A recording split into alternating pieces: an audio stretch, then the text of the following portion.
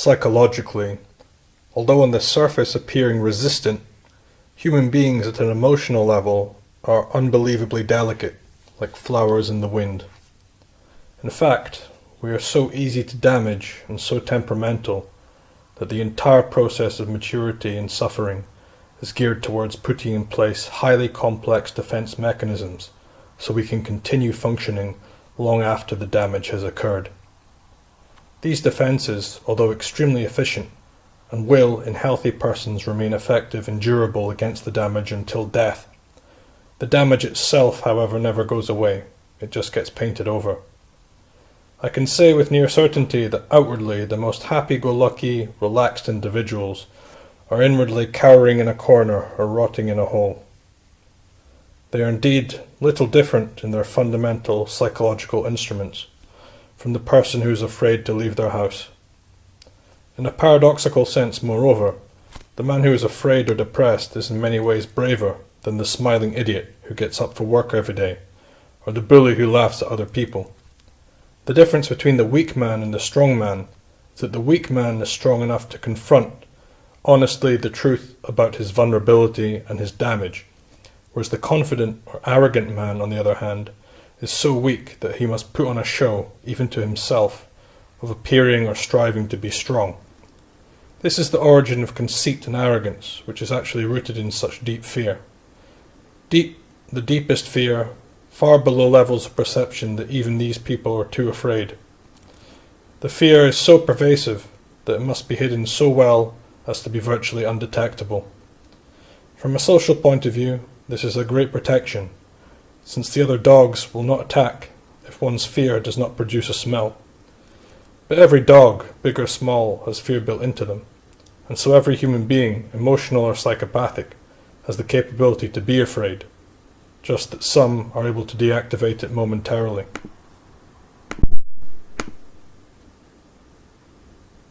Even in certain brain scans, psychopaths do not register fear or can pass lie detectors. But do not be deceived. In most cases, excluding radical brain alterations, the fear of the arrogant remains, even when it's not felt. It is precisely the fact that it is not felt which proves its very pervasiveness. What do I mean by this? How can someone who doesn't feel afraid be more afraid than someone who is obviously terrified? Exempting clinical psychopaths or the highly stupid, the majority of people oscillate on a spectrum of fear depending on the situation whereby the brain is always scanning for hostile threats. Those who appear less afraid are in fact going against their inbuilt nature to do so. They have suppressed their threat detection mechanism by ostracizing a cognitive pathway. In this sense, their fear does not register on an emotional level, because on a logical level they've practiced the thought or idea of not thinking about fear. Whereas the frightful or broken man has indulged this idea and has taken the brave step of lifting his head out of the sand and looking around him. The difference between the coward and the hero on a fundamental level is one's ostracizing the ability to turn on and off ideas about fear. There is moreover what I shall call the cowardly hero, who is only a hero because they are in fact a coward. They may for instance join the army in order to prove to others they are brave, when the very desire to do so is obviously one of fear, fearing social disapproval, and from this wanting the respect of peers. On the other hand, the true hero is entirely conscious of his fear while he acts in spite of them.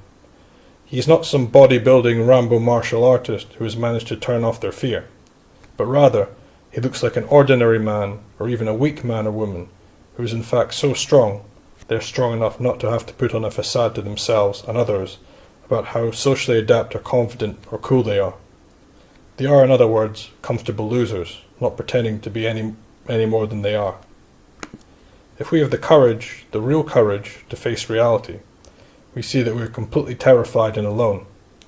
The psychotherapist, in fact, is ironically more terrified than the patient in many cases, which is why he or she has in the first place decided to become a psychotherapist, that is, to control others in order to distract from having to face their own fears.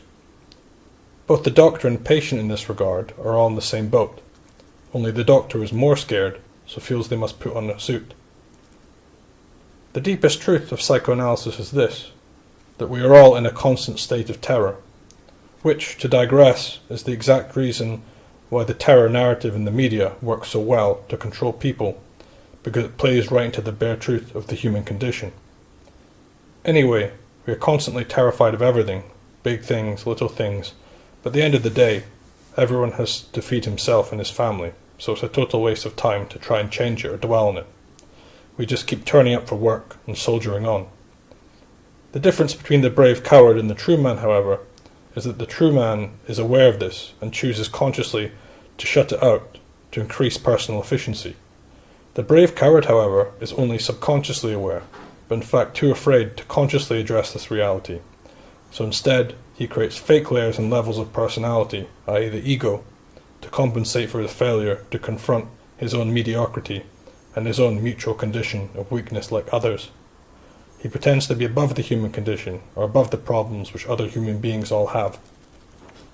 This unfortunately forms the basis of face culture in places like China and Japan, where people have a supreme inferiority complex and so go to any length to keep their face, because inside their primitive culture, albeit 5,000 years old in the case of China, which is nothing more now than a psychologically primitive country thanks to communism, their culture has no formal process of maturity, but rather bestows family obligations on children who raise children, because the protection of face is the protection of fear and the procreation of childish immaturity. What used to make the previous generations of Western society mature was a humour which was self-effacing, the ability to humble and mock oneself, totally lacking in Asiatic cultures. To use objectivity in regarding one as in the same frightful position as the rest.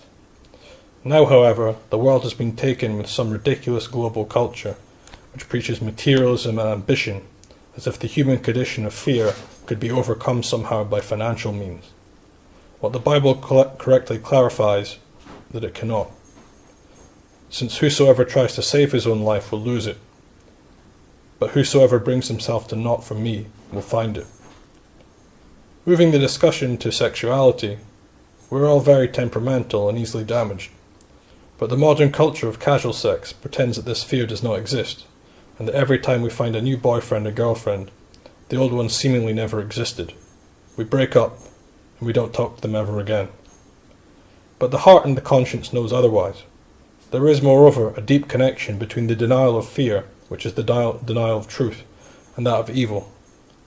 At times when I have been sexually promiscuous myself, a switch is turned off in my brain, which has allowed me to go through with things which, if I'm totally honest, do have an effect. This is why sex is not for children, but for adults, because the childish personality is simply unable to deal with the deeply emotional and temperamental nature of its usage.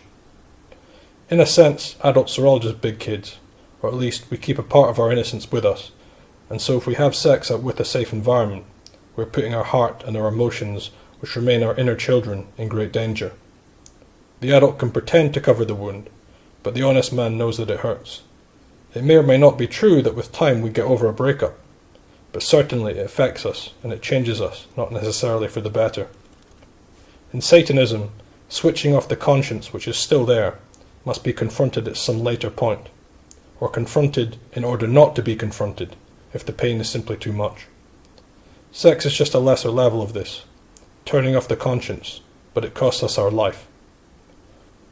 Our life, in fact, is our conscience.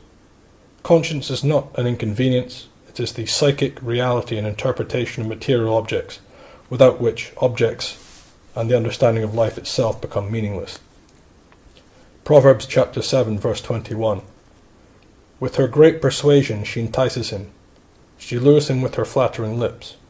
He follows her on impulse, like an ox going to the slaughter, like a deer bounding into a trap, until an arrow pierces his liver, like a bird darting into a snare, not knowing it will cost him his life. Not knowing it will cost him his life. Are they talking physically, or are they talking here psychologically? When I have more sex, I don't care about the people around me, and especially not about the person I'm having sex with. If I take control of myself, however, I let my conscience flower, and I take hold of life.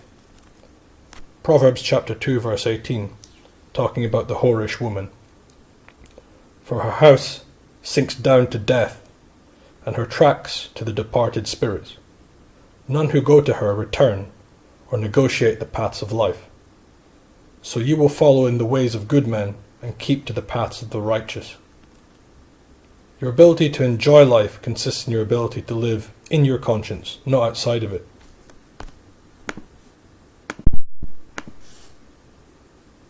It is thus a lie that more sex equals more happiness. More sexual partners, in fact, equal less happiness overall. Discounting, that is, the few moments of the act itself, which is highly overrated. In economics, we think of diminishing marginal utility. Studies show that waiting for marriage yields the most satisfaction. Just as if we were eating cake all day, each slice of cake becomes less valuable the more and more that we eat. However, it can be enjoyed in moderation. Yes, we choose to turn our conscience off, but even if you're an atheist, why would you want to? The best things in life, after all, require the perception of conscience. Life indeed is conscience. You don't lose out by practicing moral constraint. In fact, you gain by it. Going back to the metaphor of economics, we see that equilibrium is the point between supply and demand. If we meet every demand with full supply, value disappears asymptotically. The very mechanics of value thus demand a trade-off between proper indulgence and constraint. As the Bible says, who can keep fire next to their chest and not be burned?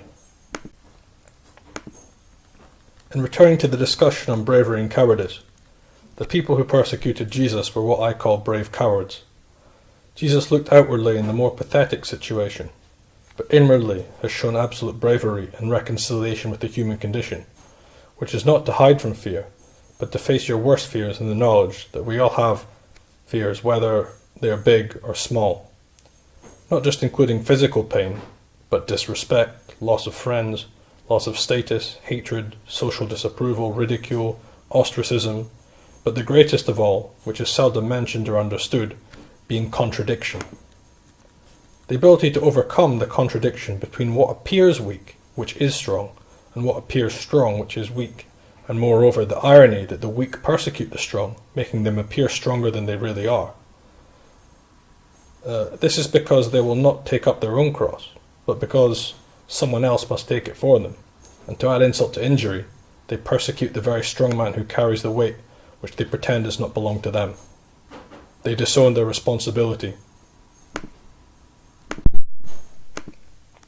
Whether there is an afterlife or what it looks like, I cannot be certain, but certainly in this life alone, the coward pays the price in himself, in his loss of conscience and colour from innocent joy, replaced with depression and meaninglessness, a fake happiness to impress others. Although in general I'm not a fan of Shakespeare, he writes correctly when he says that the coward dies 1,000 times before their own death. The brave man, in his apparent pathetic and unimpressive normalcy, has come to terms with fear, and has overcome the circus of lying humans who do their best to put on a show and look great, especially on social media, but inwardly are as if dead already. The postmodern man who pretends there is no objective order, and that fear itself doesn't even really exist in their coffee-drinking, apple-using, office-chatting world, and world where the struggle between good and evil, brave and cowardice, the brave and the cowardly man has been so repressed and hidden from consciousness that we daren't cause a problem and all must pretend to be happy people. The greatest evil is not a giant with a sword, it is a coward behind a computer who is too weak to even raise a sword against his enemy, but will instead change the reality of his enemy to effect a slow death, not of the body, but of the soul. Postmodern evil hides not behind strength. It hides behind pretending there is no such thing as fear at all, and that everything for now is safe. The fact is, however, that the very things which appear to keep us safe, the very institutions which are there to protect us, are the very ones that oppress us. Before Moses set the Hebrews free from slavery in Egypt, did the Hebrews even know that they were slaves? Perhaps in a sense, they were so spiritually defiled and beaten down by their own captivity that through a Stockholm-like syndrome they came to love their own repression, and so it is in our day with anyone who comes home and plays on their iPhone in order to escape. Escapism is detraction from the condition of slavery, and we all do it. Pope Francis says it well when he says that selfishness is like an anesthesia. You feel fine, but you are empty. Anesthetization is the primary tool of the devil. We don't even know how dire a state it is that we are in. Yet the devil, as the father of lies, aims to deceive us on every level: spiritual, psychological, social, and physical, altering our biochemistry so as not to receive the truth, giving us alcohol, even coffee, sugar, and cheap entertainments to take the pain away. There is no fair play. Every rule has been broken. Our own reason is not even trustworthy. Descartes is famously quoted as saying, "I think, therefore I am." But his less famous caveat to the cogito in later meditations further acknowledges the possibility that perhaps even an evil demon could be causing us to believe in ourselves, to believe in the idea of self. Faith is all that remains in an age of pseudoscience.